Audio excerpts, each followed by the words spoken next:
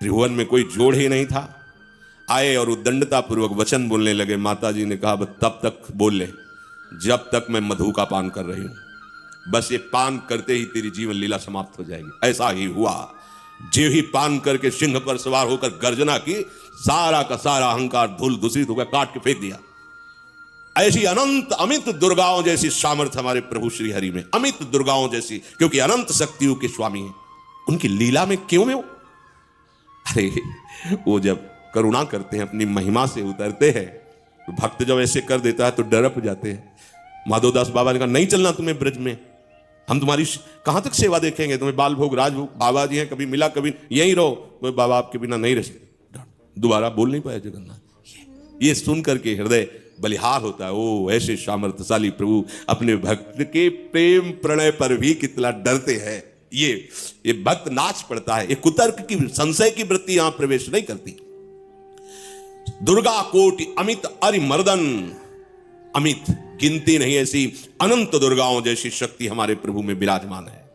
शक्र कोटि सत सरिष विलासा, आहा अरबों इंद्र जैसा विलास प्रभु में। अरबों, एक इंद्र त्रिभुवनपति है, अरबों इंद्र के समान प्रभु का ऐश्वर्य है। और नवशत कोटि अमित अवकाशा, जिसे एक आकाश के लिए गरुड़ जी से कह रहे हैं कि मच्छर से लेकर आप तक उड़ते हुए पार पाए, बोले ऐसे अरबों आकाश के समान अवकाश है प्रभु में। मरुत कोटि सत विपुल बल, रवि सत कोटि प्रकाश, शशि सत कोटि सुशीतल, समन सकल भव त्रास। अरबों अरबों पवन के समान महान बल है। अगर त्रिभुवन में कोई बल है तो पवन में बल है, वायु बल। बड़े बलवान देवता, बल में इनके समान कोई नहीं। इन्हीं के अंश से प्रकट होते पवन पुत्र हनुमान, और इन्हीं के अंश से प्रकट होते पवन पुत्र भीम। बेजोड़ बलशाली महात्मा, दोनों महात्मा बेजोड़ बलशाली। जेहगिर चरण दे हनुमंता, चले उसगा पाताल तुरंता। जिमि अमोघ रघुपति कर बाना, ये ही भांति चले हनु। किलकार दे तो राक्षसियों के गर्भ गिर जाते थे। ऐसे महान बली हनुमान जी। और भीम का क्या कहना है? जब ये देव पुष्प उड़ करके आया और द्रौपदी जी को दिया गया, तो द्रौपदी जी ने कहा इसका जोड़ होना चाहिए इस पुष्प का। सबसे कहा पर किसी ने नहीं सुना। भीम ने कहा कहीं भी मिलेगा मैं इससे लाएंगे।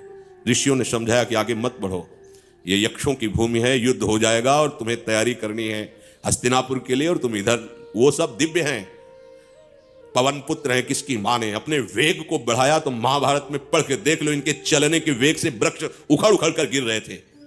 ऐसे जब चल रहे थे तो चलने के वेग से वृक्ष उखड़ जाते थे भीम के। तो हनुमान जी ने सोचा किसी के समझाए तो समझेंगे नहीं, तो आगे पवन पुत्र ही बैठ गए, बूढ़े बानर का वेश लेकर, लंबी पूंछ से। मार्ग में मर्यादा है, किसी पशु को भी नहीं लांघना चाहिए। विवेकवान उपासक ऐसा नहीं कि कोई सो रहा है पशु भी आप उसे लांघ जाए, ऐसा नहीं है। जो विवेक है, जो मर्यादा है, वैसे किसी सोते हुए को लांघना नहीं चाहिए। उन्होंने कहा है वृद्ध बानर ये अपनी पूंछ हटा ले और मार्ग दे दे, इस समय मैं विशेष कार्य के लिए जा रहा हूं। तो उनका जब कही दिया है वृद्ध, तो आप समझ ही रहे होगे कि वृद्ध में क्या ताकत होती है। अब मेरी ताकत पूंछ हटाने की नहीं रह गई है, आपने तो वृद्ध ही कह दिया है, तो आप समझ रहे हो ना, आप पूंछ हटा लीजिए। कहा हमारी आज्ञा की अवहेलना करे, ऐसे उठी नहीं, दोनों हाथ लगाया, नहीं उठी, पूरी ताकत लगा दी। पवन पुत्र भीम की पूरी ताकत लग गई, पूछ जरा से भी नहीं।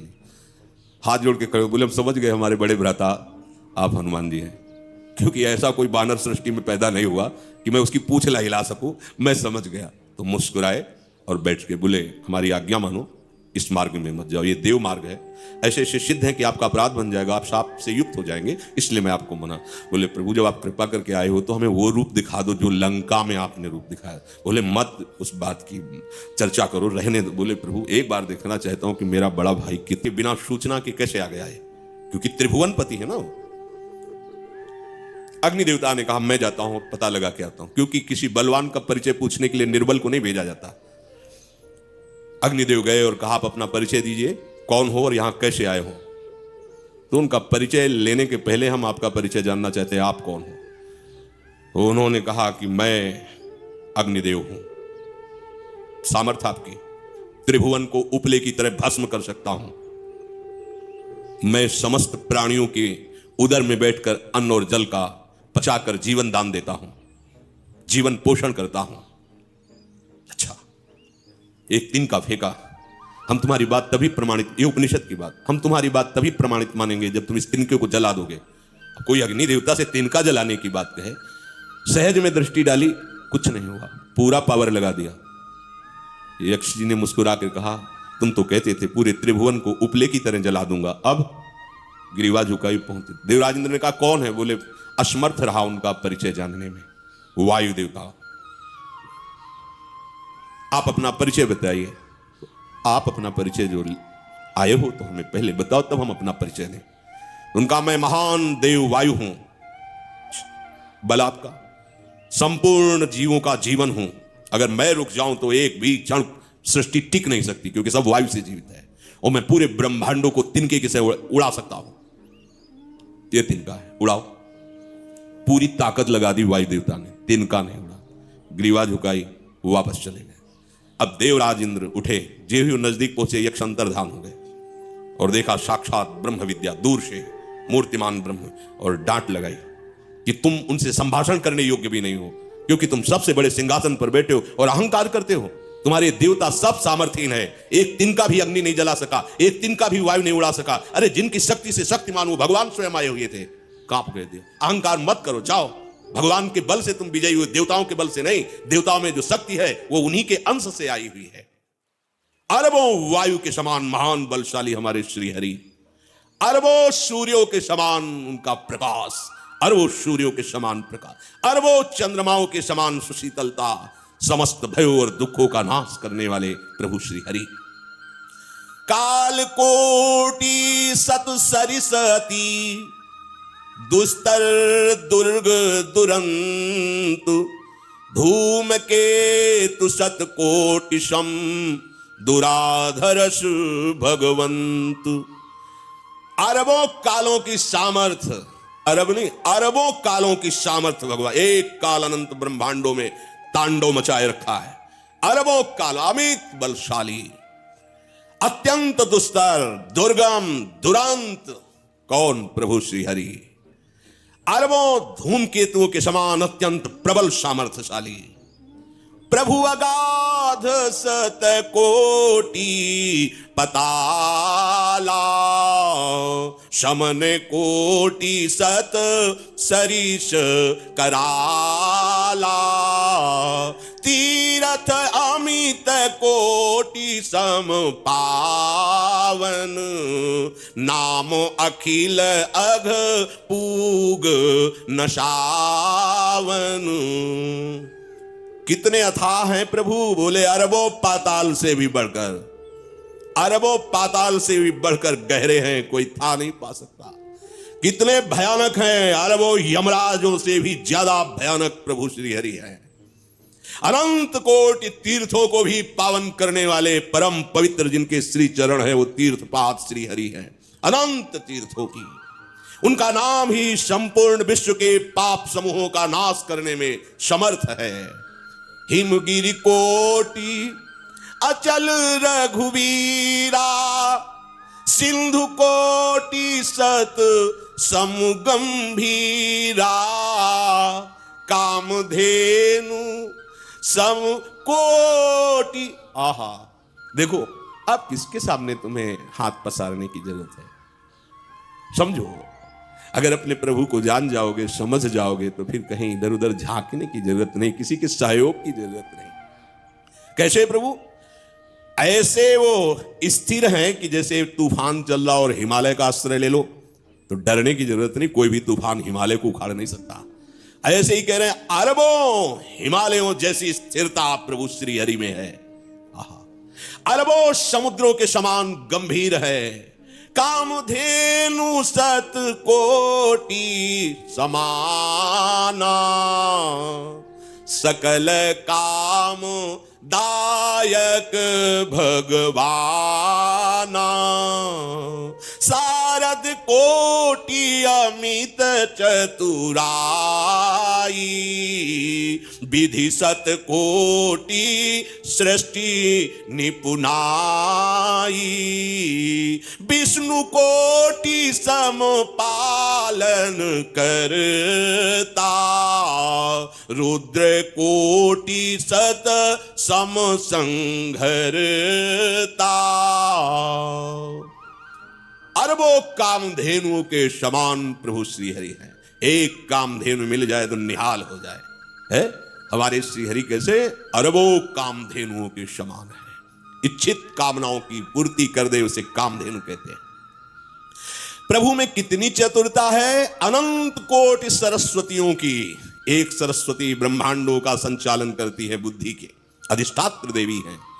यहां क्या हमारे श्री हरि अनंत कोटि सरस्वतियों की चतुराई समाई हुई है। अरबों ब्रह्माओं के समान सृष्टि रचने में समर्थ। एक ब्रह्मा प्रकट कर दिया, एक वैभव प्रकट हो गया। अरबों ब्रह्माओं जैसी सामर्थ सृष्टि रचना की प्रभु में है। आहा। और अरबों विष्णुओं के समान पालन करने की सामर्थ प्रभु में है। अरबों शंकर के समान संहार करने के सामर्थ्य प्रभु में है। धनत कोटि सत सम धन वाना, माया कोटि प्रपंच निधाना, भार धरन सत कोटि अहिसा, निरवधि निरूपम प्रभु जगदीसा। अरबों कुबेरों के समान धनवान है। अरबों मायाओं के समान सृष्टि करने में सामर्थ्यशाली है। अरबों शेष भगवान के समान अनंत भार उठाने में समर्थ है। जगदीश्वर प्रभु श्री हरि की कोई उपमा कोई सीमा नहीं है। ये उपमा रहित और सीमा रहित है। निरुपम न उपमा आन राम समान, राम निगम कहे, जिम कोटि सत खद्योत समु, रवि कहत अति लघुताल है। यही भांति निज निज मति विलास, मुनीस हरि बका नहीं, प्रभु भाव गाहक अति कृपालु, सप्रेम सुनि सुख मानहि, प्रभु भाव गाहक अति कृपालु, सप्रेम सुनि सुख मानहि। प्रभु श्री हरि उपमा रहित है। उनकी कोई अनंत ब्रह्मांडों में किसी से उपमा नहीं दी जा सकती। प्रभु के समान केवल प्रभु हैं, ऐसा वेद कहते हैं। अरबों जुगनियों के समान यदि सूर्य को कहा जाए तो सूर्य का अपमान होता है, सम्मान नहीं। ऐसे ही जो अभी तक वर्णन किया गया उसको समझो। अरबों जुगनुओं के समान यदि सूर्य को कहा जाए तो सूर्य की प्रशंसा नहीं, एक तरह से अवहेलना है। आहा।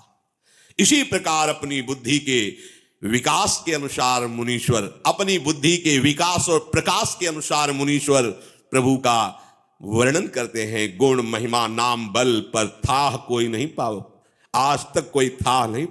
ऐसे प्रभु की लीला में कोई कुतर्क कोई संशय, अब वो क्या बुद्धि है उसका खुद विचार करें।